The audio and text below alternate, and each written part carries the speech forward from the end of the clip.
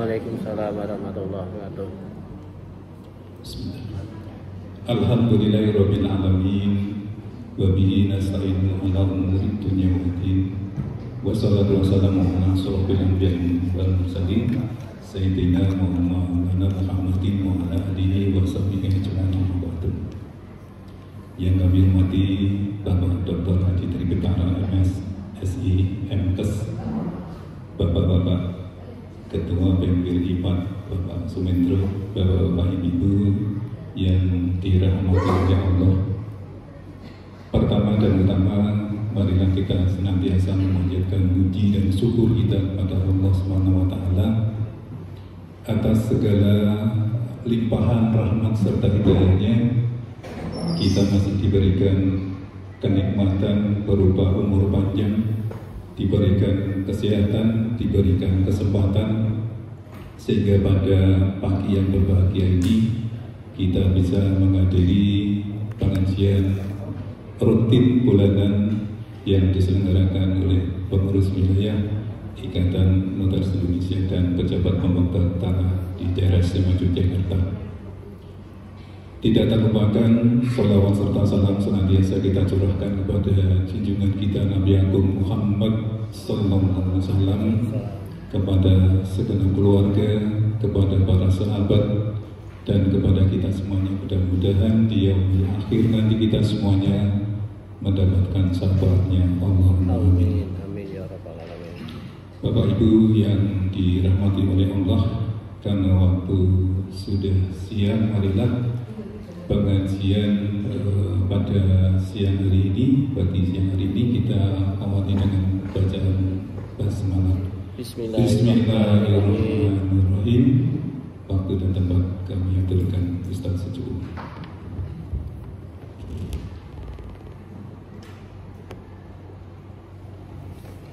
Bismillahirrahmanirrahim. Assalamualaikum warahmatullahi wabarakatuh.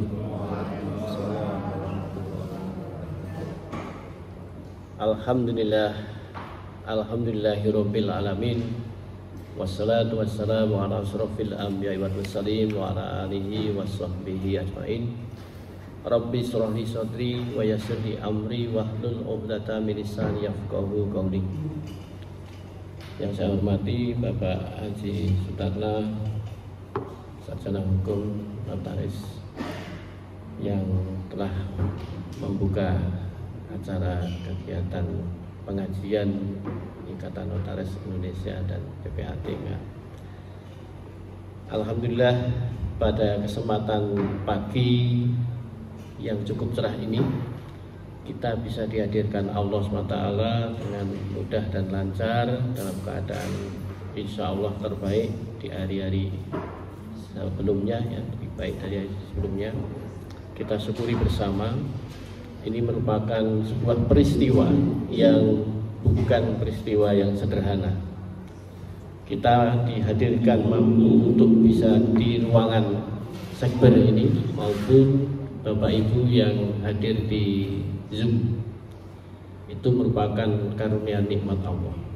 Karena itu kita perlu bersyukur dengan mengoptimalkan apa yang Allah berikan ini. Yang berikutnya adalah kita hari ini akan mengkaji tentang latihan husnul khotimah. Bapak Ibu, peristiwa husnul khotimah merupakan suatu bentuk yang setiap manusia pasti mendambakan husnul khotimah. Kullu nafsin dha'iqatul maut. Setiap yang berjiwa, setiap diri manusia yang memiliki nyawa pasti akan menemui kematian, ya. Dan itu merupakan sebuah kepastian yang pasti. Yang tidak pasti kita tidak tahu, ya, tidak tahu kapan kita akan mati. Dan kapan ini kaitannya dengan di mana kita mati, caranya seperti apa kita mati, itu tidak tahu, ya. Mas Yuli, mohon slide-nya bisa ditampilkan, ya. supaya bisa dilihat di slideshow bisa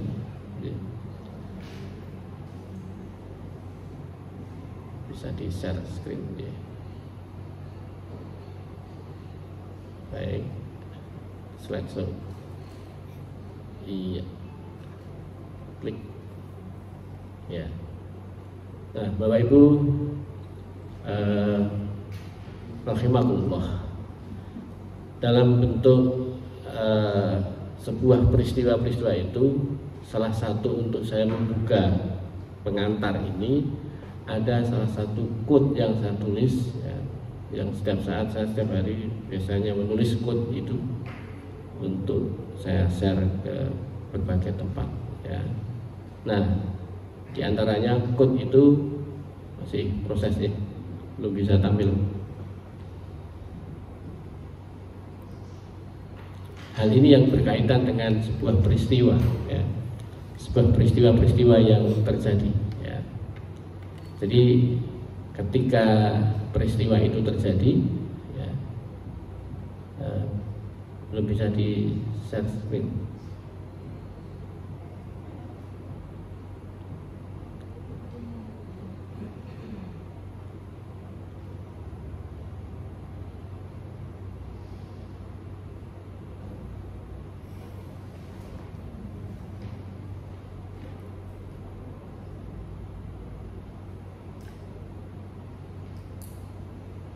Iya, oh, aduh.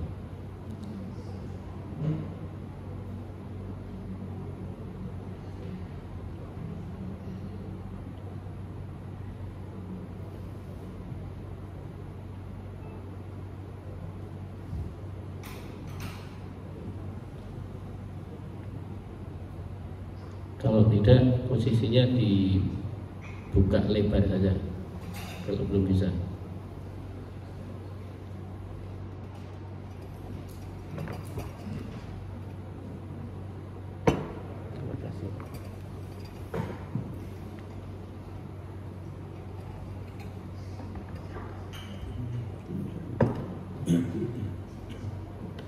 Ini posisi di inputnya sepertinya tidak terdeteksi.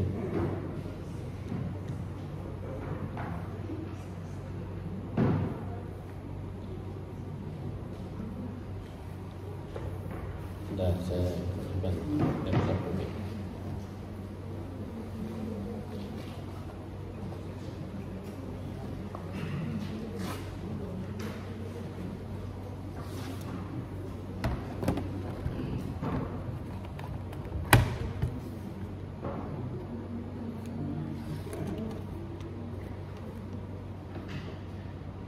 Itu padahal sudah posisi bisa masuk layar.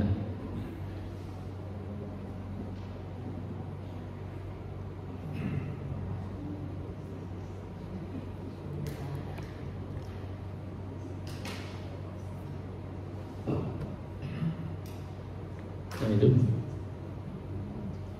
nggak mau klik.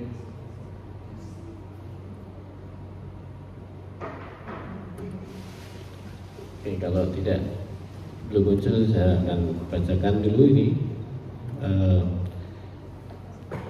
pengalaman terhadap sebuah peristiwa yang dahsyat. Jadi sebuah pengalaman, setiap masing-masing orang itu akan menemui sebuah peristiwa, dan peristiwa itu adalah peristiwa yang dahsyat ya. Saya katakan yang dahsyat itu karena setiap seseorang itu mengalami sebuah peristiwa itu sesungguhnya bukan peristiwa sederhana ya.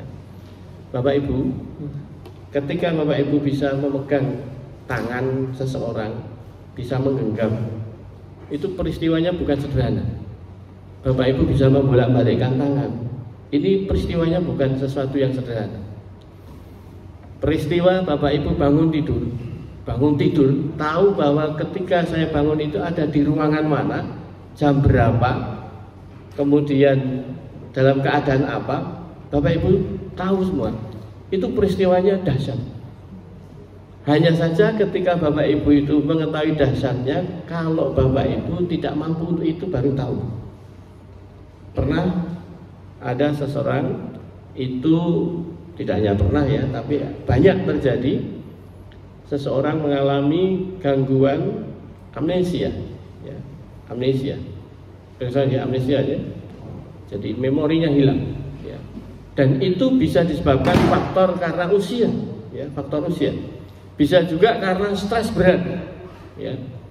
Hal itu menyebabkan hilang semua memori, itu masalah, ya. Karena itu ketika Allah mencabut satu nikmat satu saja, maka yang terjadi itu baru tahu kalau kita itu ada satu hal yang dahsyat peristiwa itu. Kita bangun tidur biasa, bangun biasa, tapi ada orang bangun tidur nggak bisa apa-apa, ya.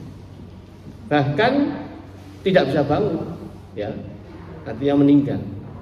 Maka dari itu saya sebutkan di sini pengalaman terhadap sebuah peristiwa yang dahsyat itu, ya, terjadi pada setiap kita. Tetapi tidak semua orang mampu memahami hikmah peristiwa dahsyat itu, ya. Karena itu banyak orang tidak mampu mengambil pelajaran. Tidak mampu mengambil pelajaran sehingga dia pun tidak mampu mengambil sebuah peristiwa ini sebagai bagian dari rasa untuk bersyukur, ya, rasa untuk bersyukur. Mungkin bisa diperbesar itu yang di plus itu biar bisa agak diturunkan sedikit. Nah, karena tidak bisa di slide tadi, ya. Jadi salah satu peristiwa yang terjadi harian kita itu banyak yang tidak bisa kita ambil pelajaran yang berharga buat kita, termasuk ketika tetangga kita, sahabat kita, kemudian juga orang yang mungkin pernah kita kenal dekat maupun jauh, bahkan tidak pernah kita kenal, meninggal, itu pun tidak dalam bentuk kita ambil pelajarannya. Betul atau tidak ibu-ibu? Ini peristiwa yang bukan sederhana. Ketika kita itu berada di rumah sakit, baru tahu banyak orang itu menderita yang luar biasa. Kita tidak dalam kondisi seperti itu, baru tahu bahwa oh terjadi seperti itu, ya. Kalau Bapak Ibu ke Sarjito, cobalah antri di poli saraf, ya, di poli bedah, ya, di poli yang untuk cancer, ya, ya pernah ya.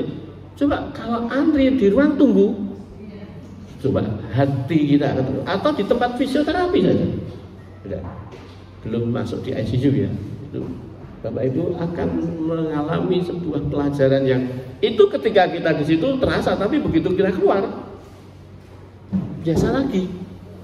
Karena itu sebuah pelajaran berharga buat masa depan kita, itu sering tidak kita ambil, ya. Nah, maka sebut di bawahnya ini kalimat yang saya tulis, orang besar akan melihat sebuah peristiwa, ya, yang terjadi itu bukan satu hal yang remeh, ya, bukan sesuatu hal yang remeh. Karena itu hal yang remeh ini pun bukan satu kebetulan. Ibu dan Bapak bisa hadir di dalam ruangan ini bukan hal kebetulan. Kebetulan aku pas jadwalnya kosong, bukan. Kebetulan pas Ibu Bapak sehat, tidak. Yang sehat belum tentu bisa, yang kosong belum tentu bisa, ya. Artinya ini sebuah peristiwa yang bukan kebetulan, gitu, ya. Tetapi sebuah peristiwa itu terjadi selalu atas skenario yang terjadi atas izin Allah yang Maha Besar. Saya kalau dengan Pak Haji Sutata ini ada peristiwa besar yang jadwalnya jelas, saya sudah hadir di masjid beliau, tapi sebuah peristiwa itu skenario-nya saya harus dihentikan. Masih ingat ya Ustaz? Pada saat itu terjadi di Masjid Agung Condronegoro. Itu dalam keadaan baru mau mulai ngomong, telepon saya berdering. Anak saya itu ternyata koma, terjadi kejang. Dan itu peristiwanya membuat hal yang bubar semuanya. Dan itu pelajaran penting bagi saya. Karena itu ternyata kita itu bukan karena hanya kita sehat, jadwal kita kosong. Tapi ketika Allah itu nggak mengizinkan, peristiwa itu nggak terjadi semuanya. Maka dari itu semua atas skenario, ya, sutradara dan juga produser yang luar biasa, yaitu Allah SWT. Semua peristiwa itu yang hadir di dalam diri kita masing-masing pasti Bapak Ibu membawa kebaikan, ya, bagi kita. Baik peristiwa itu sebuah hal yang menurut kacamata kita buruk, ya. Tadi saya cerita tentang sakit, itu kan menurut kita kan buruk, nggak akan ada orang bercita-cita dan ngen kok kapan ya aku loro, kan nggak ada. Siapa yang ngen wah aku wis ora loro ya. Mbok kalau loro. Ada yang begitu? Tidak ada. Ya artinya sebuah peristiwa yang menurut kacamata kita buruk sepertinya, negatif sepertinya, tapi itu merupakan peristiwa yang baik bagi kita dan terbaik bagi kita. Bukan hanya baik, terbaik bagi kita, ya. Karena itu inilah bagi orang-orang yang mampu untuk menjadi pembelajar. Jadi pembelajar itu adalah orang yang setiap saat terus-menerus belajar dan berusaha merubah diri menjadi orang yang lebih baik dan menuju kebaikan. Dan itulah yang namanya orang itu kalau kemudian dia mati, matinya ini adalah husnul khotimah, ya. Jadi ending dari sebuah peristiwa perjalanan hidup kita. Coba Pak Mas Yuri ya, diklik filmnya coba, peristiwa di filmnya ini. Ini sebuah peristiwa yang kita nggak akan pernah tahu ini. Ya. Jadi peristiwa ini tak pernah dihitung oleh si orang yang menerima. Ya. Coba hal yang biasa saja terjadi, tapi terjadilah sebuah peristiwa dahsyat. Nah, dan itu tidak ada rekayasa, semua terjadi alamiah. Nah, orang tidak pernah mengira bahwa dirinya itu ternyata hari itu terakhir hidupnya. Mobil bagus, mobil dengan harga mahal, itu pun terjadi sebuah peristiwa yang bisa hancur lebur, ya. Betapa orang dalam keadaannya nggak tahu apa yang akan pernah terjadi. Itu peristiwa-peristiwa yang naudzubillah, ya. Ini semua tidak akan pernah orang menghendaki itu semuanya, ya. Tidak akan pernah menghendaki itu semuanya. Dan orang tadinya biasa saja, mungkin dia baru saja tadi dalam keadaan berhura-hura, gitu ya. Mungkin sedang bernyanyi-nyanyi misalnya. Ya, saya kira cukup Mas, karena ini kalau di setel terus kita takut ada yang nggak kuat, ya. Ya baik. Karena itu Bapak Ibu sekalian, Allah memberikan sebuah peristiwa-peristiwa ini tidak pernah kita tahu jadwal peristiwa kita. Namanya qadarullah. Qadarullah itu artinya takdir Allah. Bapak Ibu, semua peristiwa tadi sudah terskenario, terjadi, tertulis dalam narasi Allah di Lauhul Mahfuz namanya. Artinya apapun yang terjadi hari ini kita, apapun ya, itu sudah tertulis di Lauhul Mahfuz, ya. Karena itu peristiwa-peristiwa itu kita hanya tinggal menjalani saja. Cuma masalahnya adalah kita mau menerima tidak sebuah peristiwa itu. Masalahnya adalah kita nggak menerima itu terjadi, kita menerima itu juga terjadi. Ya mau nggak mau ya terjadi gitu. Betul atau tidak? Dan tidak pernah peristiwa itu salah skenario. Maka Bapak Ibu sekalian, subhanallah. Bapak Ibu sering zikir itu ya, subhanallah. Artinya Allah, maha suci Allah. Maha suci Allah itu artinya Allah tidak pernah luput dari sebuah kesalahan. Allah tidak pernah salah. Artinya suci itu tepat jadinya, akurat. Allah maha tepat. Kalau ini saya tulis kepada Tribitara terjadi ini, tidak akan nyasar ke tempat Pak Haji Sutarno. Artinya sebuah peristiwa itu tidak mungkin keliru yang Allah perintahkan untuk terjadi. Nah, itulah kita di dalam kondisi seperti itu, manusia yang namanya akhir dari sebuah kehidupan, tergantung kita itu memilih yang mana sebuah peristiwa itu.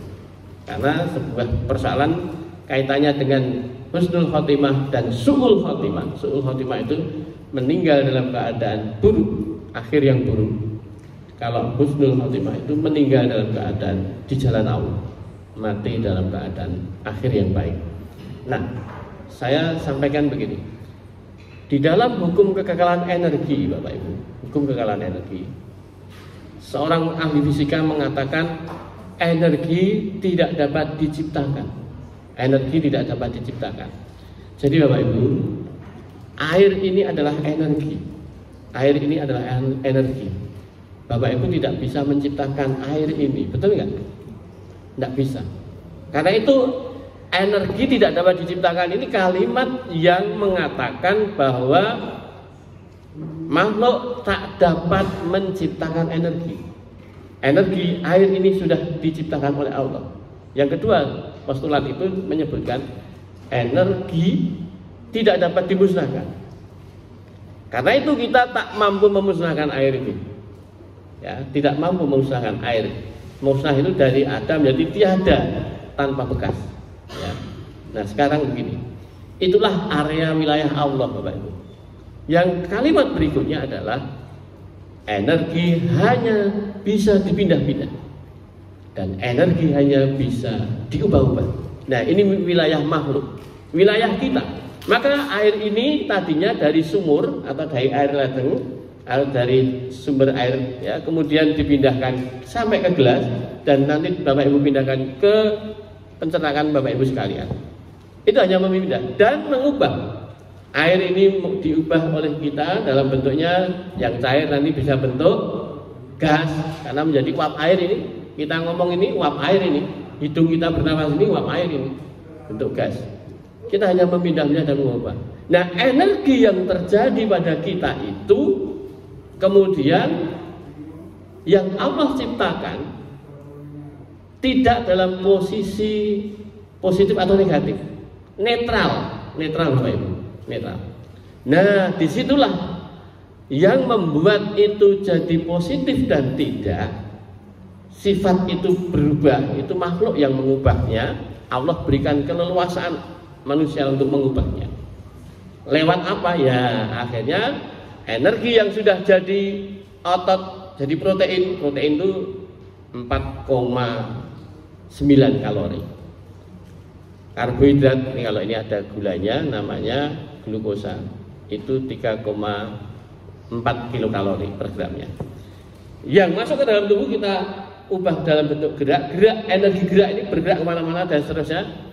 Ketika kita gunakan dengan hal yang baik, maka energi yang sifatnya netral, yang oleh Allah ciptakan netral itu, manusia mengintroduksi dalam bentuk positif.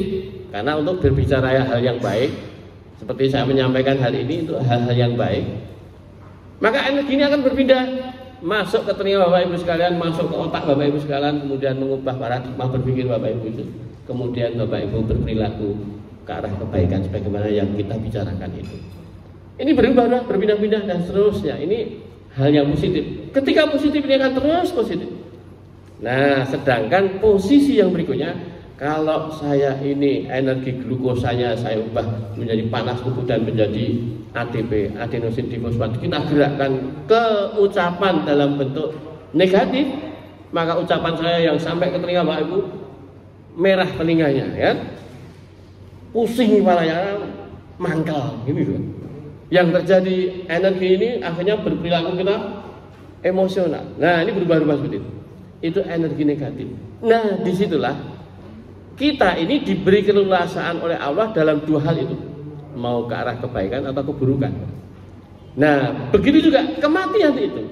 Allah itu takdirkan kematian, tapi untuk menjadi cara baik, akhir yang baik, atau cara kita buruk, itu pilihan kita. Jadi buruk dan tidak itu adalah bagaimana kita mengubah. Jadi sama seperti tadi, energi hanya bisa dipindah-pindah, siapa? Wilayah makhluk itu, bukan wilayah kholik, bukan wilayah pencipta.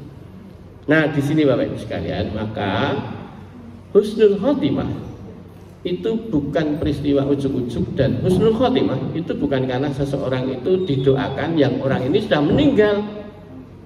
Coba kalau Bapak Ibu terima berita ya di WA, mesti berlomba-lomba menyebutkan semoga almarhumah si A si B husnul khotimah. Ini doa baik tapi tidak tepat. Tidak tepat kok, habis meninggal kok. Semoga itu kan harapan ke depan, betul nggak? Bapak Ibu saya katakan, Bapak Ibu semoga husnul khotimah. Bapak Ibu belum meninggal, berarti ada proses yang nanti Allah akan kabulkan untuk husnul khotimah, betul nggak? Nah, sudah meninggal kok. Jadi sesuatu yang baik tapi tidak tepat, ya tidak menjadi sesuatu yang bermanfaat bagi yang bersangkutan. Maka doanya malah justru harusnya semoga diampuni segala dosa-dosanya. Misalnya sampai di situ aja, itu sudah doa yang baik dan tepat. Karena apa? Belum terjadi sebuah peristiwa dihisapnya seseorang, belum menghadapi mahkamah, sebuah mahkamah yang di situ itu tak pernah ada yang bisa disuap hakimnya, yaitu Allah sendiri, ya kan? Nah, oleh karena itu, kalau kemudian ditambahi semoga amal ibadahnya, amal solehnya diterima oleh Allah. Nah, ini doa yang bagus, lengkap. Apalagi tambahin lagi, semoga dilapangkan di alam barzahnya, di alam kuburnya. Karena beliau baru saja masuk dan itu peristiwa sedang di dalam proses. Itu satu peristiwa yang doanya tepat. Gitu. Nah, kalau sudah lewat meninggal ya gimana? Wong itu akhir. Sudah tidak akhir lagi, kalau sudah masuk stase di barzah. Nah, karena itu ini pertanyaan itu, apakah Bapak Ibu ingin meninggal husnul khotimah? Ya, semuanya ingin ya, nggak ada yang tidak berharap itu. Sudahkah kita membiasakan diri latihan husnul khotimah? Nah, ini pertanyaannya. Mesti jawabannya latihannya kepiye kan itu. Gimana kita latihan gitu. Lalu apa dasarnya husnul khotimah itu perlu dilatih? Ya, Bapak Ibu sekalian, jadi husnul khotimah itu satu bentuk proses panjang, contohnya proses panjang di dalam perjalanan hidup. Lanjut Mas Lili. Nah, apa yang dimaksud yang namanya meninggalnya kita itu husnul khotimah? Ya, ini di dalam meninggal husnul khotimah itu adalah matinya kita, meninggalnya diri seseorang ini dalam keadaan iman ada di dalam dirinya. Ya. Dalam keadaan itu orang yang beriman pasti orang Islam. Dan orang Islam yang beriman ini adalah orang yang takwa, taat pada Allah. Sehingga kematiannya pun endingnya adalah di jalan Allah. Ya, inna sholati wa nusuki wa mahyaya wa mamati. Jadi sesungguhnya ya, hidupku, sholatku, semuanya yang ada di dalam diri kita ini lillahi rabbil alamin, hanya untuk Allah. Artinya segala apapun itu ketika kita ending nafas, akhirnya terhenti nafas selanjutnya, kita sudah dalam keadaan la ilaha illallah, di jalan Allah. Nah, yang dimaksud seperti itu kalau namanya orang itu dalam keadaan mati yang dalam keadaan beriman seperti apa? Lanjut Mas Yuli. Selanjutnya. Iya, terus. Oke, baik. Nggak kelihatan itu ya, yang posisinya. Di situ. Apa yang dimaksud iman di situ?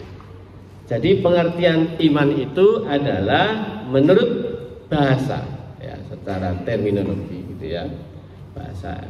Maka yang terjadi, yang namanya iman ini adalah dalam bentuk membenarkan di dalam hati pertama. Ya, pertama itu tahapannya membenarkan hal itu, apapun itu dalam hati dulu. Ya. Sedangkan menurut sebuah istilah, iman adalah membenarkan dengan hati ada kelanjutannya, yaitu diikuti dengan ikrar, melafalkan, mengucapkan, menyatakan, ya, dengan apa? Lisan. Nah, tapi tidak cukup dengan lisan, mengamalkan dengan anggota badan. Bapak Ibu, kalau kemudian Bapak Ibu itu mengatakan gini, aku cinta padamu, tapi terjadinya kita ngomong cinta padamu itu memperhatikan aja enggak, ngasih sesuatu yang baik aja tidak, nyio-nyio.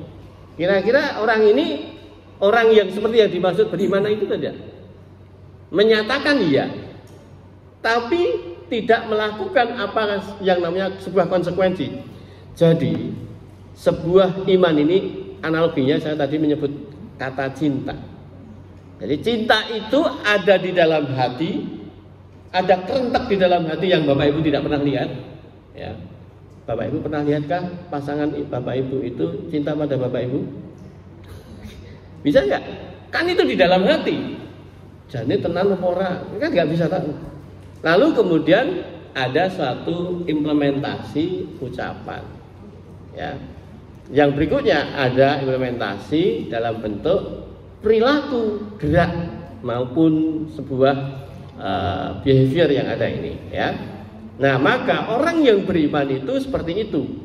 Maka kalau orang dalam keadaan orang yang beriman, ngaku-ngaku iman, tapi yang terjadi dirinya itu tidak melakukan sebagaimana apa yang disebut dengan iman itu, ya otomatis dia tidak seperti itu, ya. Coba slide berikutnya Mas Yudi. Nah, di dalam pengertian yang namanya iman itu membenarkan dengan hati, maksudnya apa? Menerima segala apa yang dibawa oleh Rasulullah. Rasulullah SAW ini dalam bentuknya manusia yang diutus Allah. Berarti apa yang disampaikan Allah segalanya dipesankan kepada Nabi, yang itu didistribusikan Nabi kepada kita semuanya. Nah, kalau kita ini membenarkan dengan hati apapun yang Nabi sampaikan, termasuk yang saya sebut namanya Quran. Quran itu adalah firman Allah yang lewat perantara siapa? Nabi. Betul atau tidak? Nah, kalau kita itu tidak dalam posisi meyakini Nabi, tapi meyakini Quran, itu ada salah dalam berpikir kita. Ada atau yang begitu? Ingkarus sunnah. Buatan jadi basi. Jadi orang-orang yang mengakui Quran tapi tidak mengakui Nabi, ya itu selencu. Padahal tanpa ada Nabi, Quran ini mau itu media. Yang medianya adalah Nabi sebagai perantara, ya, sebagai distributornya, sebagai yang menyampaikan wahyunya, ya. Nah, karena itu innama bu'istu liutamima makarimal akhlak. Jadi Nabi itu oleh Allah diutus oleh Allah untuk apa? Hadir di dunia, memperbaiki akhlak. Nah, akhlak itu dalam bentuk Quran itu dicontohkan lewat Nabi tadi. Nah, karena itu ketika ada hal-hal yang berkaitan dengan yang diajarkan Nabi kita menolak, ya berarti itu adanya bukan mengimani, ya. Kemudian yang berikutnya mengikrarkan dengan lisan. Nah, kalimat yang disampaikan sebagai bentuk iman kita adalah kita sebagai orang muslim, awal sebagai muslim adalah syahadat. Asyhadu alla ilaha illallah wa asyhadu anna Muhammadar Rasulullah. Ini kalimat yang setiap orang mampu mengucapkan, tapi belum tentu mampu mengamalkan apa yang dia ucapkan. Betul atau tidak? Ini sepele loh ini. Ini baru mengucapkan, ya. Jadi la ilaha illallah tidak ada. Ya, tidak ada itu berarti ya tidak ada semuanya, ini enggak ada.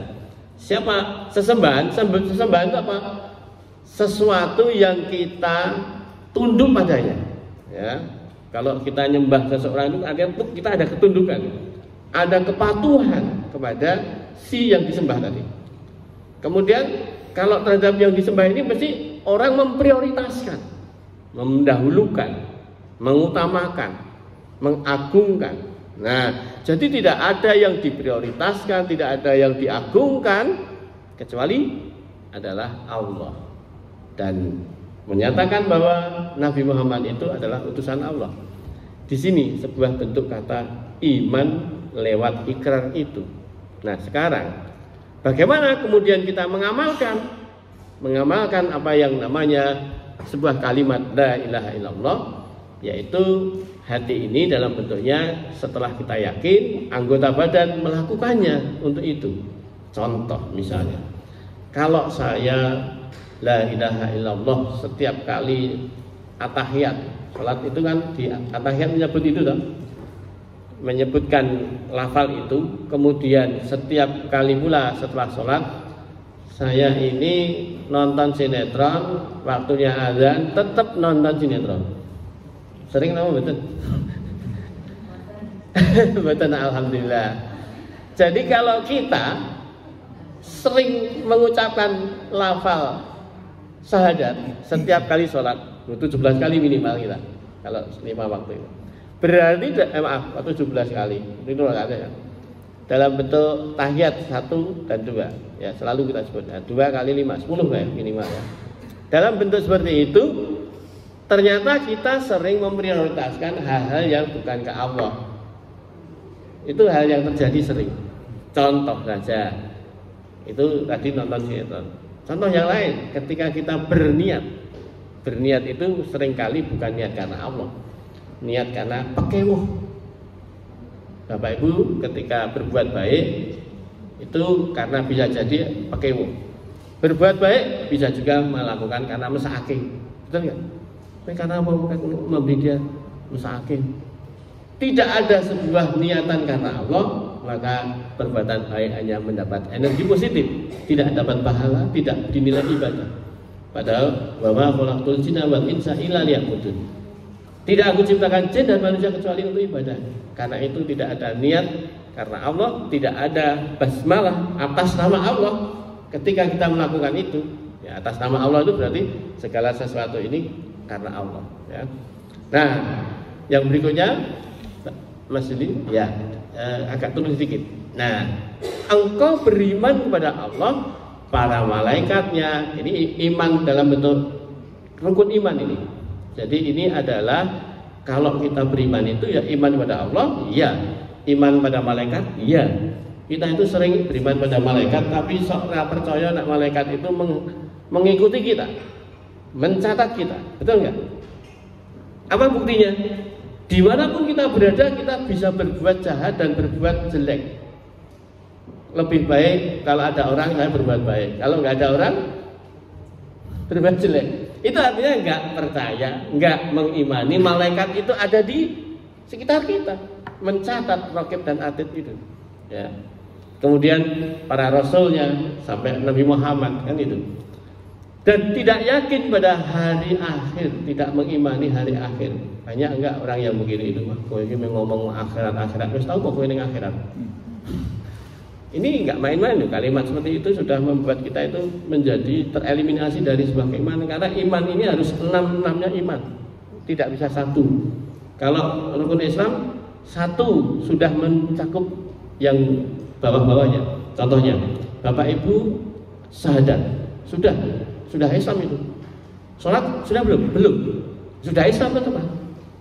Belum sholat, belum puasa, ya tetap itu Islam.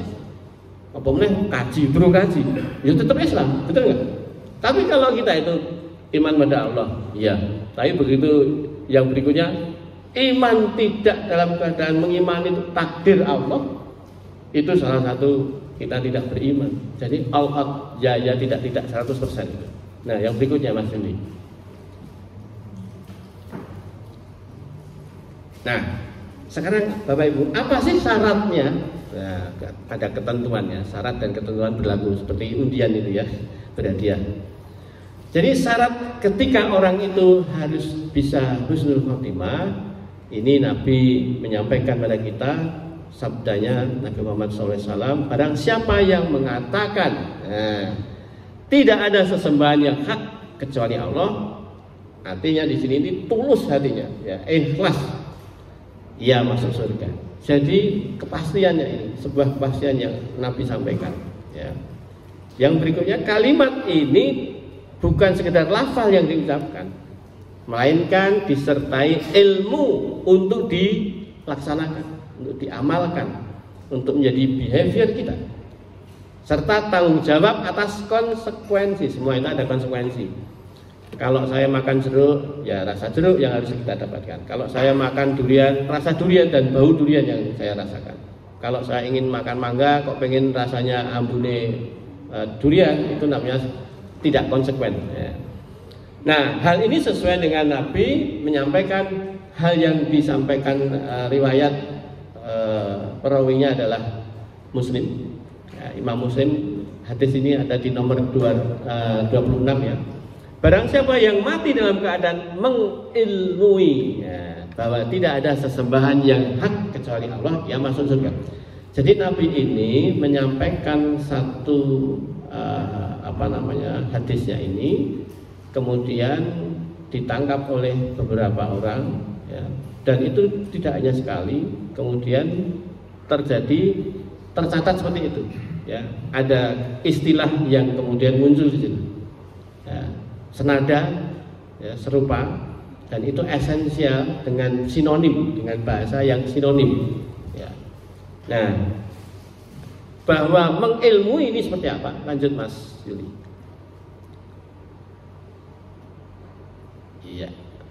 Nah, barang siapa yang akhir perkataannya sebelum meninggal ya, ketika orang itu melafalkan la ilaha illallah, maka dia akan masuk surga. Jadi ini perawi yang lain lagi. Esensinya sama. Yang kalimatnya ada sinonim. Ya, sinonim berarti ada kata berbeda tapi artinya sama. Oke, dilanjut Mas. Slide berikutnya. Nah, sekarang apa yang dimaksud dengan mengilmui? Mengilmui apa? Tidak ada sesembahan yang hak kecuali Allah. Ia masuk surga. Jadi kata mengilmui yang saya kuning itu, yang dimaksud adalah seseorang kita ini mengikatkan diri, berarti melekatkan kita pada kata itu ya, dan mengikuti apa yang kita sudah ucapkan sebagai perilaku kita ya. Apapun yang terjadi dalam nafas kita berembus, itu adalah syahadat ya. Berikutnya, nah, perkara mengilmui ini bukan perkara sepele dan mudah. Sebabnya apa? Lanjutnya. Nah, di sini slide ini saya sebutkan, banyak orang gagal husnul khotimah ya, sering disebabkan karena tidak mempunyai kemampuan kita untuk mengilmui ya, kalimat syahadat tadi di saat terakhir pun iya. Bapak Ibu, pengalaman pada beberapa orang yang sebagai petugas di rumah sakit di bagian kerohanian yang harus mentalkin, dan saya ingin mentalkin, membisikkan kata akhir hayat seseorang. Yang terjadi di situ salah satunya adalah ketika orang itu dibisikkan ya, ternyata yang berhasil ditalkin cuma 10% ya, 10% dari sekian orang yang di akhir kehidupannya. Berarti seperti itu, kata la ilaha illallah itu membisikkan dari luar pun nggak mampu. Pertanyaannya, itu yang dibisiki. Bagaimana kalau orang itu meninggal, orang ketahuan, orang keconangan, gitu? Meninggal di kamar, sedang tidur, didok-dok nggak keluar. Sering terjadi ini. Dan terjadi, gimana dia endingnya? Apa bisa mengucapkan itu? Ini pertanyaan bagi kita semuanya. Besok bisakah saya melafalkan itu? Pertanyaan yang berikutnya, kalau terjadi seseorang itu koma sebulan, 2 bulan, lalu kemudian meninggal endingnya, pertanyaannya, kapan dia melafalkan itu? Mesti kan kita bertanya seperti itu kan? Kalau yang kasus seperti itu adalah seseorang endingnya itu sebelum dia koma, dia bisa nggak seperti itu? Itu. Nah, salah satu artikel yang pernah saya tulis di dalam media waktu itu, saya tulis di Republika ya. Salah satunya saya mengatakan gini, refleks sakaratul maut.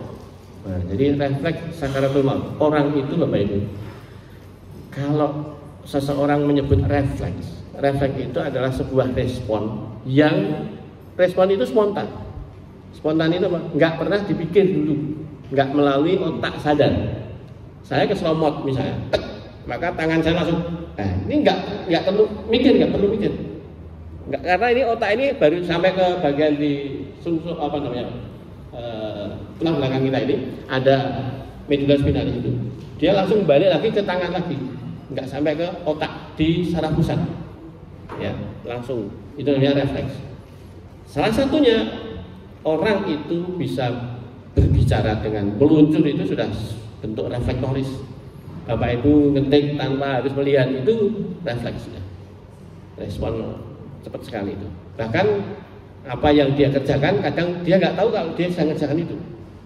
Aku ki sakjane arep ngirim ke si A kok nyebune ning kae ya. Salah kirim sing itu artinya nggak connect. Berarti ini cuma respon langsung. Oh, bariki langsung otomatis gitu. Bapak Ibu ketika mau pergi biasa lewat sana, kemudian satu ketika lewat yang sini. Nggak taunya bablas sana, karena biasanya ke sana. Saya kira begitu. Bapak Ibu punya jalur yang rutin. Kok suatu ketika Bapak Ibu pergi yang tidak ke situ, tapi arahnya beda. Mesti nggak terasa sambil ngobrol itu jalannya ke sana. Karena itu sudah refleks, nyetir itu juga refleks. Karena apa?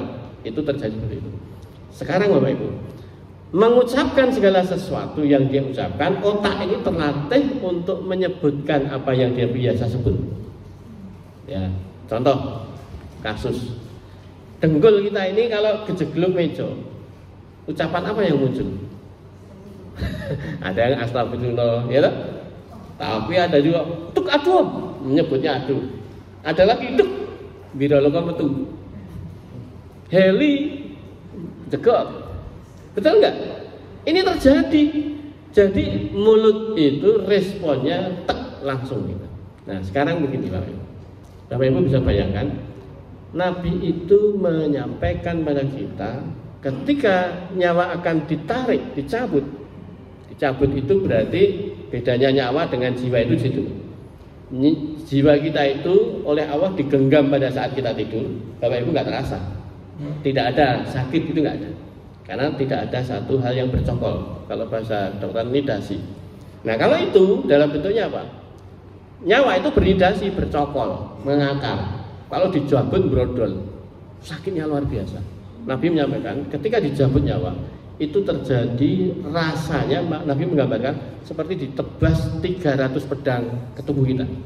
Mungkin sayat satu PMS saja udah sakitnya luar biasa, betul nggak? Aku ini 300 pedang, berarti sakit sekali. Nah sekarang pertanyaannya, ketika dipedang kayak gitu, apa yang terjadi? Mesti ada respon, Pak. Respon kesakitan, respon. Nah kalimat orang-orang yang terjadi sakaratul maut itu sudah nggak ada yang bisa sadar. Maka kalau ada dirangsang begini, la ilaha illallah, la ilaha illallah. Ini mulut bisa muncul sebuah kebiasaan apa yang dia biasa lakukan. Jadi ketika dia gawini geplek ya, di la ilaha illallah ceki dol itu karena dia mainnya dol gaplek gitu. Ini kebiasaan Bapak Ibu. Nah sekarang Bapak Ibu, amarah, kemarahan, emosional itu adalah refleks.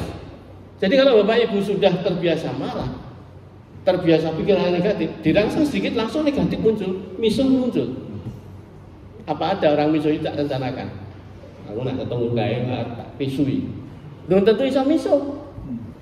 Nah, ternyata dia senyum gitu ya, sudah merubah semuanya. Jadi ketika itu spontan, nggak bisa direncanakan dengan seperti itu. Jadi Bapak Ibu nggak perlu ngapal la ilaha illallah nanti ben artinya seperti itu, nggak bisa. Ya, tidak perlu, itu reflektoris. Ya, maka dari itu saya sebutkan di dalam artikel saya itu. Refleks sakaratul maut itu dimulai dari kebiasaan kita zikrullah. Setiap saat kita zikir la ilaha illallah, astagfirullah. Ada kalimat Allah sampai akhirnya Raisa menyebut Bukan orang begitu. Ketika orang itu kena setrum dan kemudian dia bisa masih bisa mengucapkan pelu, kan gitu. Betul tidak? Jadi kalimat yang kita sering subhanallah, alhamdulillah, la ilaha illallah, itu kita biasakan seperti itu. Nah, itu salah satu bagian dari mengilmui dari bentuk mengucap. Nah, lanjut. Nah, faktor-faktor apa saja yang menyebabkan kita itu gagal mengilmui ini? Lanjut Mas Yudi. Nah, ini faktornya Bapak Ibu. Faktor yang pertama adalah ketidaktahuan dan tidak mau tahu. Ya. Yaitu perkara yang berhubungan dengan ikhlas dalam segala hal di dalam aktivitas perjalanan hidup kita. Coba kita renungkan baik-baik. Ketidaktahuan ini banyak orang-orang yang memang nggak tahu karena tidak pernah mentolabul ilmi. Nah, Bapak Ibu, di atas kesibukan Bapak Ibu menyempatkan saat ini bisa hadir, itu bagian dari mencoba untuk cari tahu. Betul nggak? Bagi yang tidak tahu jadi tahu. Bagi yang tahu jangan nggak mau tahu. Banyak orang itu sudah tahu tapi nggak mau tahu. Banyak nggak yang gitu? Contoh yang paling gampang. Bapak Ibu bersuami istri itu sudah bertahun-tahun, sudah tahu lagian istri kita seperti apa, lagian suami kita seperti apa, kebiasaan maksudnya, ya kan? Kalau istri kita atau suami kita biasa sleder itu geletak-geletak, betul nggak? Geletak-geletak ini harus kebiasaan. Kita itu nikah pertama kali harus kebiasaan, sebelum nikah dia sudah begitu. Lah kok pada saat kita sudah berpuluh tahun nikah saja kok kemudian istri kita, suami kita geletak-geletak, kok kita nggak mau tahu? Pokoknya aku tak terima, aku ora berubah. Benar nggak? Ini namanya nggak ikhlas. Ya, kita ini tidak mau menerima. Dalam keadaan itu adalah bagian dari Allah yang mengirimkan istri kita, suami kita menjadi seperti itu, adalah bagian dari ujian bagi kita. Ya, coba kalau kita pikir renungkan baik-baik. Ketika kita berhadapan dengan kebiasaan harian kita ini, cobalah sadari, tahulah bahwa ini adalah istri saya ini, suami saya ini seperti ini sebetulnya adalah skenario-nya Allah. Karena aku biasa tertib, rajin, nak ndeleh dalam keadaan tertata. Ya dientuke bojo sing sreder, dientuke bojo sing gletak-gletek. Supaya apa? Supaya hidupmu manfaat. Betul atau tidak, Bu? Jadi kalau seperti itu harus sadar, itu ikhlas. Mbok tahulah gitu loh, bahwa bojoku kuwi kaya ngono kuwi ya mergane aku ngene iki, kuwi jodoh. Lah, tunggulah tutup ini. Jadi kalau saya ini, misalnya saya itu kok orangnya sabar, ya itu bojo sing sabar. Nah aku ki wonge anteng ya itu bojo sing cerewet. Ben ono manfaate. Ya. Betul apa tidak Bapak Ibu? Sebaik-baik manusia itu adalah yang paling bermanfaat. Khairun nas anfa'ahum linnas. Betul nggak? Bermanfaat bagi banyak orang, termasuk bermanfaat pada orang terdekat kita. Jadi sikap ikhlas dalam sehari-hari ini yang sederhana seperti itu. Bapak Ibu coba bayangkan, ketika Bapak Ibu ternyata orang ikhlas dalam menghadapi pasangan, pas begitu marah besar, kena stroke, langsung rasa sadar. Matinya sebelum khotimah atau husnul khotimah? Nah, untuk banyak ini terjadi. Betul nggak? Sepele kan? Jadi faktornya orang itu tidak dalam keadaan mau tahu. Itu adalah nggak mau menerima. Orang menerima itu orang gampang ternyata Bapak Ibu. Karena itu ikhlas dan ridho itu apa bedanya? Pernah tahu Bapak Ibu? Sering tahu menyebut ridho, sering tahu menyebut ikhlas. Ridho itu artinya menerima. Ya. Apapun yang terjadi aku terima. Nah, kalau ikhlas, apapun yang terjadi menerima dengan karena Allah. Kalau sampai akhirnya memberi pun karena Allah, itu ikhlas. Jadi kalau ridho itu adalah dalam bentuk menerima. Menerima bukan perkara gampang Bapak Ibu. Ya, contohnya ada orang diberi sesuatu yang berharga bagi seseorang, tapi dia pun menerima saja nggak mau. Aku butuh aku. Betul betul. Barang itu baru barang, belum menerima hal yang lain. Ya, itu. Maka ketidaktahuan kemudian diikuti dengan kalau sudah tahu ternyata enggak mau tahu, itu adalah satu bentuk sikap sehari-hari kita yang sering bermasalah. Yang berikutnya nanti kita bahas satu-satu. Kesalahan niat dalam setiap aktivitas, Bapak Ibu. Seringkali kita salah niat, ya. Niat itu paling awal dan itu niat itu ada di dalam hati, tidak cukup untuk diucapkan. Ya, Bapak Ibu mengucapkan kalau tidak dalam bentuk di dalam diri ini ya nggak bisa. Kayak kita itu hanya nyanyi tapi nggak menghayati apa yang kita nyanyikan, mesti nggak bagus nyanyinya. Kemudian menonjolkan ego, ya. Yang keempat adalah dominansi di dalam sikap kita terhadap hal-hal yang material alias indrawi. Ya, yang berikutnya Mas. Sekarang kita bahas satu. Ya, di sini atasnya Mas. Nah, ketidaktahuan dan tidak mau tahu tentang keikhlasan ini salah satu indikator yang kita bisa lihat. Setiap aktivitas kita selalu ingin diapresiasi. Setuju? Sering betul Bapak Ibu sudah mengerjakan sesuatu ngoyo-ngoyo dipahit bu. Nesu apa enggak? Aku ki wis ngepel wis resik-resik. Wis ngomong, kowe ning omah iki gawean apa? Tak ditanggapi. Sering tau gitu? Oh, enggak diapresiasi. Sudah beli baju yang bagus, kemudian terus ada pasangannya lambe kowe ajane rapi, ora cocok. Aduh. Sakit gitu, betul enggak? Lah, ini jadi kadang kita itu seringnya minta diapresiasi, minta diperhatikan, minta diprioritaskan, minta dialem, dipuji, disanjung-sanjung, dihormati. Kalau kita salah dalam hal menyebut gelar nesu, gitu. Orang sudah haji tidak disebut haji, orang ngerti wong wis haji. Wah, ning kono perjuangan. Jadi haji rekoso ning kono dalam keadaan menempuhnya itu malah jadi sebagai bahan untuk marah, ya. Jadi ketika kita ini menjadi orang yang tidak dalam posisi ikhlas, mesti itu yang terjadi. Ingin dipuji, ingin disanjung, ingin dihormati, ingin diistimewakan, ya. Ini penyakitnya orang-orang yang sudah meningkat apanya? Kekayaannya. Meningkat apa? Level pendidikannya. Meningkat apa? Usianya. Loh, semakin senior kan pengen dihormati, betul nggak? Nah, kemudian dalam bentuk yang lain-lain tadi ingin dihargai dalam bentuk diberikan aplaus dan seterusnya. Nah, coba ini pelajaran yang sangat penting dari Buya Syafi'i, salah satu yang mungkin Bapak Ibu pernah baca, ya. Beliau itu salah satunya adalah ketika antri di rumah sakit, walaupun beliau itu orang besar, ya, yang dalam artian belum pernah memegang tampuk pimpinan tertinggi di Muhammadiyah, tapi beliau tetap antri, duduk manis, nggak mau diprioritaskan begitu. Pernah menerima share itu, jadi suatu peristiwa itu, ya. Jadi orangnya betul-betul tidak dalam kondisi ingin seperti diprioritaskan. Nah, itulah yang menjadikan salah satu menarik bagi seseorang, ya. Jadi kalau dia kemudian tidak diaroke atau diaroke itu apa ya? Diperhatikan, dia biasa aja, ya. Terhadap muridnya yang mungkin nggak mau kenal dia, biasa aja, dia nggak merasa sesuatu yang hina.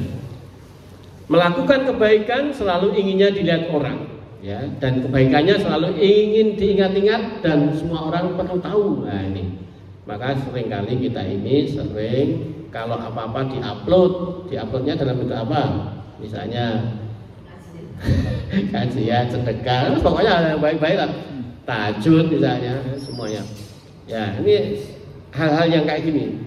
Maka kalau kita ini masih areanya di situ, hati-hati, kita belum bisa husnul khotimah kalau itu. Ini syaratnya pertama itu ikhlas.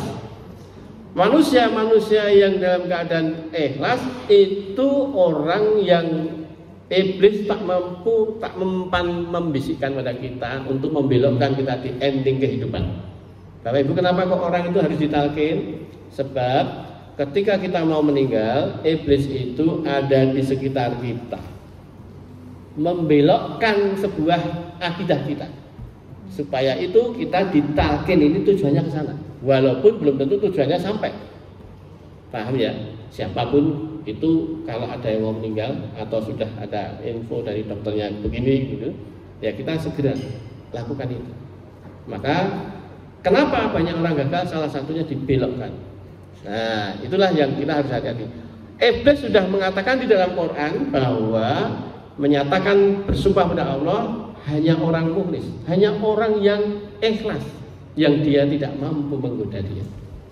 Ini sudah membuka kartu truf dia itu lemahnya di situ. Maka Bapak Ibu, lakukan kebiasaan ikhlas, maka amalkan hamdalah, alhamdulillah, alhamdulillah, zikir alhamdulillah. Apa itu? Segala puji hanya Allah. Ya, segala puji itu hanya pantas, yang dipuji itu Allah, kita nggak pantas. Kita itu di alam nggak pantas. Ya. Jadi itulah kita harus menjadi manusia yang terbiasa ikhlas. Kalau kita nyumbang, kalau apa, biasa aja. Makanya ikhlas saja. Coba yang berikutnya, Mas. Nah, ini aktivitas dalam sehari-hari ini, niat yang harus kita lakukan jangan salah. Innamal a'malu binniyat. Karena yang namanya amal itu mesti sebelumnya ada niat. Nah, niat ini kalau tidak ada niat karena Allah, mubazir, kita sia-sia. Contoh berbuat baik, ini tadi misalnya menengok orang sakit. Nah, karena misalnya kalau orang yang dalam keadaan bertetangga, depan belakang depan pintunya, lalu ada orang bilang, kamu kok nggak nengok si A misalnya, karena aku juga nggak pernah lihat dia, nggak pernah ketemu, walaupun itu di depan rumah, nggak pernah ketemu. Nah, karena tidak pernah berinteraksi maka dia nggak nengok. Tapi kemudian beda lagi. Ada orang yang biasa gatuk pro, buka lawang wes langsung ketemu, cengengah-cengih, buyang-buyung, ngobrol dan sebagainya. Ketika dia sakit kemudian, kamu nengok dia? Iya, kayak ini ngarep omahku. Kalau aku buka pintu aja ketemu dia mesti. Nah, kalau dia sakit kayak gitu aku nggak nengok, apa kata dunia? Ya, pekewo no aku. Betul nggak? Sering tidak begitu Bapak Ibu? Nah, salah satu indikator yang ini, tolong hilangkan kebiasaan yang itu menghambat kita untuk bisa husnul khotimah. Apa itu? Kebiasaan pekewo, sungkan. Ya, sepertinya indah toh, bagus toh. Wah, pekewo, sungkan, nggak enakan, biar dianggap orang memper, lumrah. Itu adalah sesuatu yang menghambat kita menjadi manusia yang justru tidak husnul khotimah, malah su'ul khotimah. Loh, apa sebabnya? Nah, sekarang ini, kalau saya niat nengok orang sakit itu karena Allah, pasti tidak ada embel-embel seperti itu nanti. Nggak ada kata-kata ini, itu dan sebagainya. Kamu kenapa nengok? Karena Allah itu mengajarkan pada kita untuk berbuat baik lewat mendoakan orang yang sakit. Bukan doa dari rumah saja. Dengan datang mendekat ke dia, kita bisa menghibur dia. Betul nggak? Bisa memotivasi dia. Ya, itu salah satu bagian dari itu diperintahkan oleh Allah. Nah, di sini Bapak Ibu, kaitan niat ini yang kita harus sebagai bagian yang harus kita pegang adalah Nabi Muhammad SAW menyampaikan kepada kita, sesungguhnya Allah tidak akan menerima. Nah, menerima apa? Segala amal baik kita, ya, amal soleh, tapi tidak dalam bentuk niat karena Allah. Makanya itu kecuali amal itu murni hanya untuk karena Allah. Inna sholati wa nusuki wa mahyaya wa mamati lillahi rabbil alamin. Di situ itu. Maka biasakan niat, ya. Kemudian biasakan awali dengan basmalah. Itu agar supaya kita kerangkanya ibadah. Yang berikutnya, Mas. Lanjut. Ustaz. Ya, nih menonjolkan ego Bapak Ibu. Siapapun orang ini biasa seringkali ego ini dikedepankan, keakuan diri, ya. Makanya seseorang itu yang ego indikatornya apa? Keras kepala, kandhani ngeyel, tidak mau diberi masukan, nak dikai masukan mangkel nesu. Kalau diberi masukan pikirannya negatif. Ada orang ngomong, oh ini mesti arep jatuhkan aku gitu. Mesti selalu gitu, merasa dirinya paling. paling pinter, paling cantik, paling kaya, paling kudu dihormati, paling harus diprioritaskan, dan seterusnya, serba paling. Maka orang-orang seperti itu adalah orang yang pasti gampang meremehkan orang. Pencitraan, janjane dhek iki ra apik, ning pengen dicitrakan baik, betul nggak? Ini orang-orang yang ego, ya. Oleh karena itu suka ngenyek orang, gitu, ya, meremehkan orang, nggak pernah menghargai orang, itu orang yang ego. Nah, Bapak Ibu, kenapa orang ego itu tidak bisa menjadi husnul khotimah? Karena ego adalah sombong. Sombong itu bajunya Allah. Maka Allah menyampaikan, sombong itu bajuku. Kalau kamu sombong tidak akan aku ampuni. Kata kunci yang itu adalah kartu truf bagi kita. Kalau sombong, Allah pun tidak akan menjadikan kita husnul khotimah aja, enggak, apalagi diampuni. Betul atau tidak? Ini bahaya, maka jangan ada sebuah kesombongan. Maka dari itu, ketika orang itu semakin naik peringkatnya, ya tadi peringkat kekayaannya, peringkat kesuksesannya, peringkat kedudukannya, mesti ada unsur kesombongan ini, harus hati-hati kita eliminasi. Lanjut Mas Yudi. Yang berikutnya. Nah, sekarang dominasi dalam hal indrawi ataupun material. Indikatornya segala apa yang sifatnya indrawi, maka yang terjadi seseorang itu yang dia akan yakini. Seseorang yang berkaitan dengan non indrawi, maka ia tidak dalam posisi meyakini. Contohnya Bapak Ibu. Bapak Ibu sekalian, kalau Bapak Ibu itu hidup selalu dengan indera, maka yang bisa dilihat, yang tidak bisa dilihat itu sesuatu yang diyakini adalah yang bisa dilihat. Maka kalau orang hukum, Bapak Ibu orang hukum ya, notaris itu kan hukum. Maka dalam kaitannya bukti dan fakta mesti jadi acuan pokok, betul nggak? Dasarnya bukti dan fakta.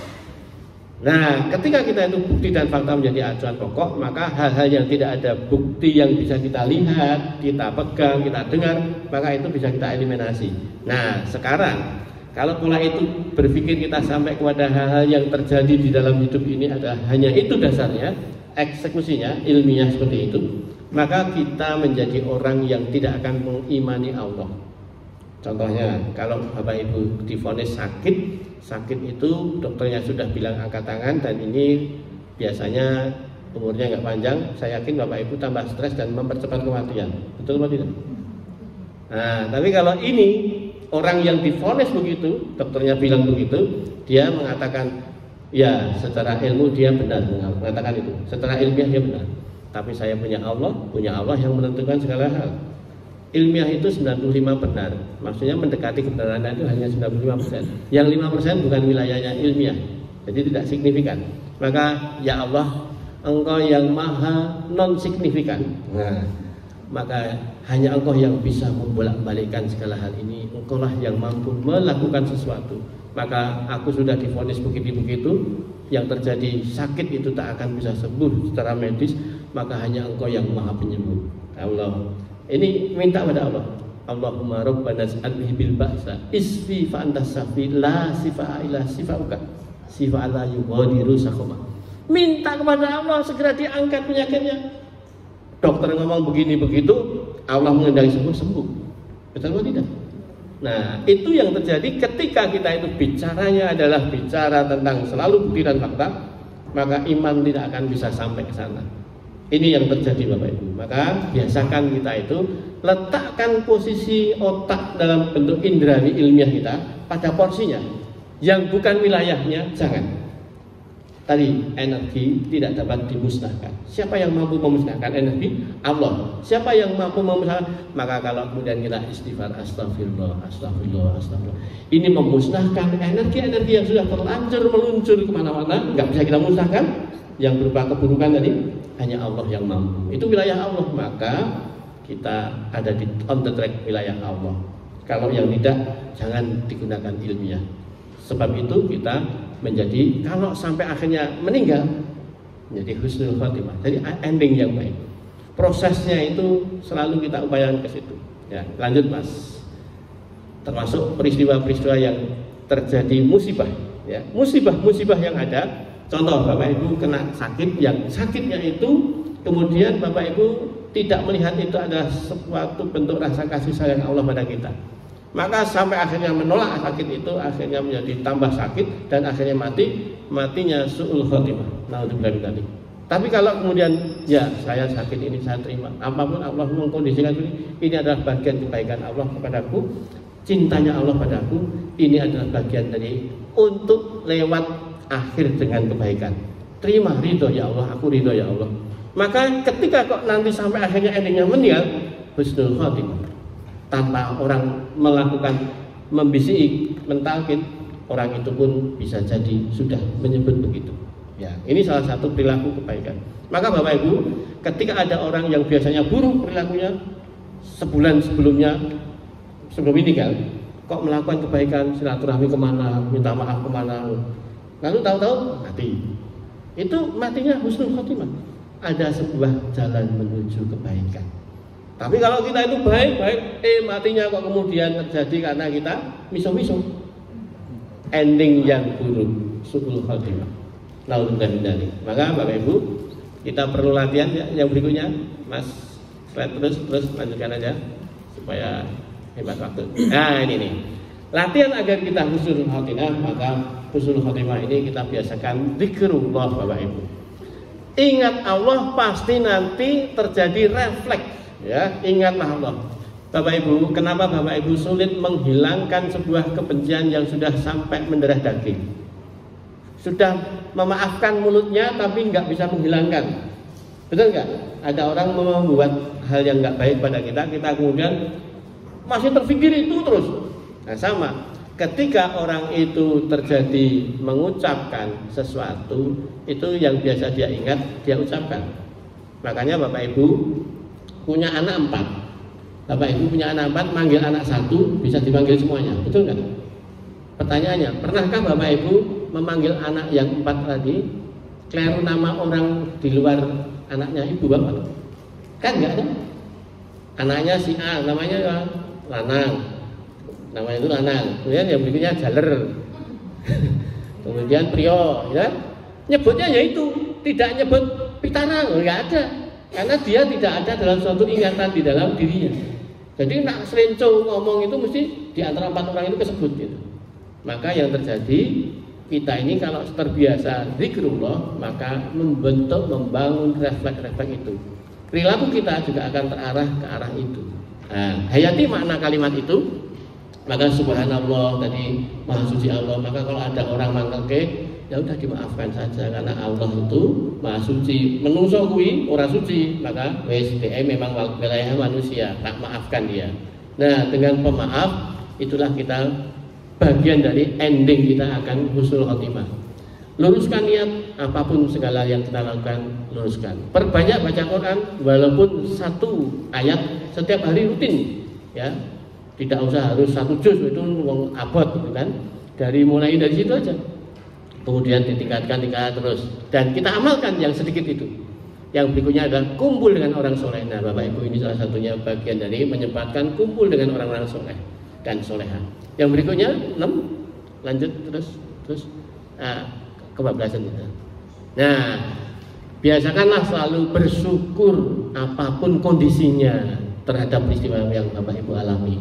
Karena itu ketika kita bersyukur, Allah akan dalam kondisinya selalu menjaga kita untuk mendapatkan nikmat-nikmat Allah. Karena itu orang bersyukur adalah orang yang ikhlas nantinya. Nah coba ini Bapak Ibu, iblis itu ketika menyampaikan pada Allah saat dia itu sudah di level sesat gitu ya, iblis menjawab, karena engkau telah menghukumku tersesat, aku benar-benar akan menghalang-halangi mereka dari jalan engkau yang lurus ya. Kemudian aku akan mendatangi mereka dari muka, dari belakang, dari kanan dan kiri mereka. Kok tidak dari atas? Kok ada kalimat dari atas?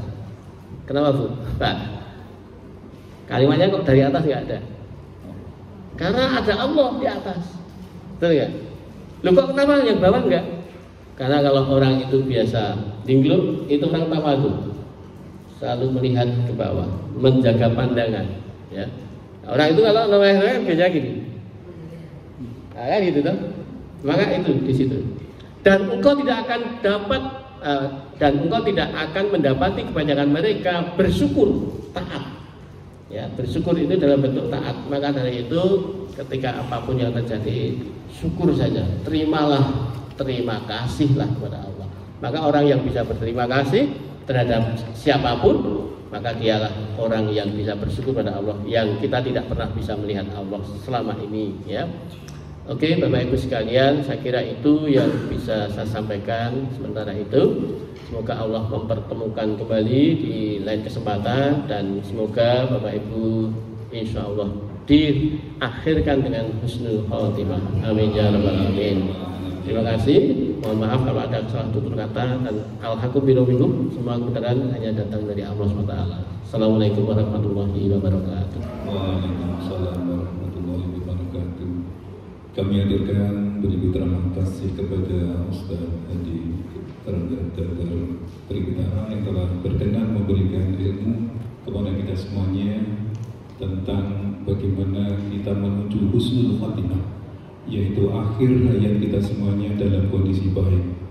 Tadi telah disampaikan bahwa untuk mencapai sebuah husnul khatimah atau akhir yang baik, kita tentunya harus beriman dan bertakwa kepada Allah SWT dalam berislam, dan kita harus berpegang teguh pada keimanan Islam dan takwa. Dan husnul khotimah ini tidak tiba-tiba, tapi kita harus selalu berupaya setiap saat, setiap waktu kita dekatkan diri kita kepada Allah SWT. Ada beberapa tip yang tadi disampaikan.